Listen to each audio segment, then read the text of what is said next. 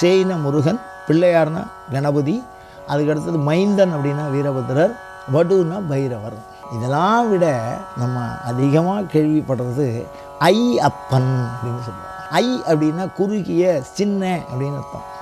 இந்த தாய்மார்கள் குழந்தையை கொஞ்சுகிற பொழுது என்னப்பா என்ன பெத்த ராசா அப்படின்னு சாதாரண ஒரு உலகியல் வழக்கு சொல். இந்த அம்மா தான் அந்த பையனை பெற்றுது, ஆனால் அந்த அம்மா அந்த குழந்தைகிட்ட பேசுங்க, என்ன பெத்த ராசா, என்னை தாயாக்கியவன், அந்த மாதிரி ஒரு தன்மை. அப்போ ஐ அப்பன் அப்படின்னு சொன்னால் என்ன அர்த்தம்னா, குழந்தையை குறிக்கக்கூடிய சொல்லு.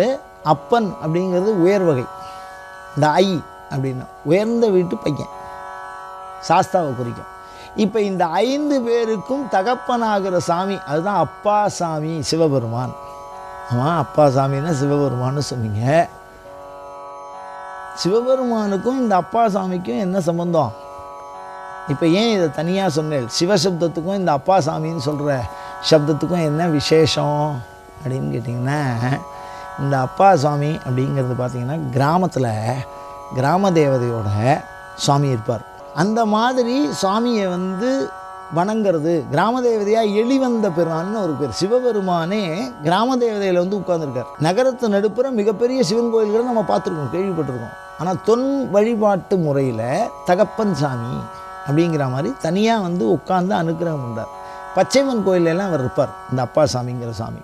சில கோயில்களில் சிவனை வச்சுருப்பார், அந்த உருவத்தோடு இருக்கும். சில கோயிலில் சிவலிங்கம் வச்சுருப்பார் அந்த சுவாமி. அந்த மாதிரி கிராம தேவதைகள் அதாவது கிராம தேவதை பிரதானமாக இருக்கணும். அப்படி பிரதானமாக இருந்து அதில் சிவன் இருந்தால் அது சமஸ்த போகத்தையும் நமக்கு தரும், சரீர சௌக்கியம் அத்தனையும் தரும்.